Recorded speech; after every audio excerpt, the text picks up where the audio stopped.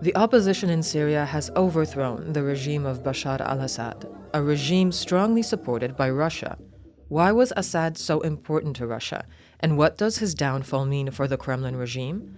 Our expert answers these and other questions on Russia's relations in the region. To understand the significance of Syria to Russia, we need to go back to Soviet times. Back then, Syria was the USSR's closest ally in the Middle East. These strong ties between the Kremlin and Syria continued even after the collapse of the Soviet Union.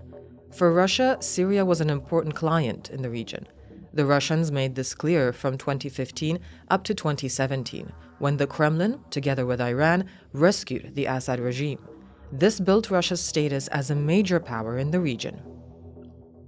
To spowodowało, że z Rosją Russia had to be reckoned with in the Middle East and became a desirable partner. And with its military presence in Syria, it had an instrument with which it could put pressure on and influence various important actors.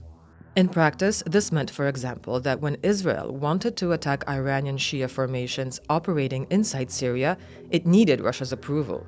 That is why relations with the Kremlin were important for Israel. And for similar reasons, Russia was becoming important to Iran. To znaczy, w momencie, w którym With Russia unable to help Iran in Syria, its relevance to Iran significantly decreases. This means that Iran might no longer be interested in relations with Russia. Relations with Russia were also important for Turkey, not least because of Russia's position in Syria. tu pewna analogia z Izraelem się nasuwa. And here there's an analogy with Israel. In the same way that Israel needed Russian approval for its actions against the Iranians, Turkey needed Russian approval for its actions against Kurdish paramilitary formations, which from Ankara's point of view are terrorist organizations because they are linked to the PKK, the Kurdish separatist movement in Turkey itself. Thanks to Syria, Russia was perceived as an effective actor. No one wanted to fight or start conflicts with Russia. So the question is, what's next? What's happening to the military bases Russia has in Syria? Na razie nie było żadnych doniesień. So far, there have been no reports of these military bases being attacked. Quite the opposite. It was reported that the Islamic group, which is the main force behind this offensive by the opposition forces, Hay'at Tahrir al-Sham, supposedly guaranteed Russia the security of these bases, just as it guaranteed the security of the diplomatic missions in Damascus to all states. Bases in Syria are very important to Russia. Why? Well, first because they significantly facilitate the presence of the Russian fleet in the Mediterranean Sea. Additionally, they facilitate Russian activity in African countries. Therefore, it's possible that Russia will seek an agreement with the new Syrian authorities. They could offer to maintain Russian bases in exchange for providing them legitimacy in the international arena. Muszę pamiętać, że główną siłą We have to remember that Hay'at Tahrir al-Sham, which will now be the main force in Syria, is designated as a terrorist organization by both the UN and the US State Department. So recognition and legitimization of the new authorities by the international community is neither automatic nor obvious.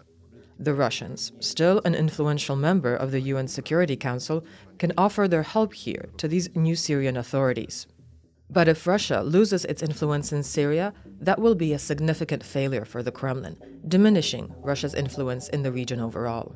dzięki tej pozycji na Bliskim Wschodzie i Russia was able to exploit both directly and indirectly its position in the Middle East and influence and presence in Syria.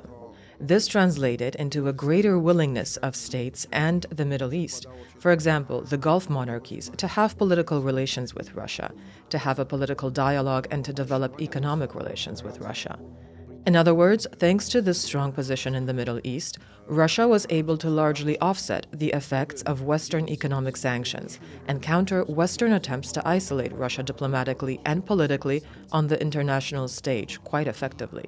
Because of Russia's presence in Syria, these countries could not afford not to have relations with Russia, not to negotiate or influence it.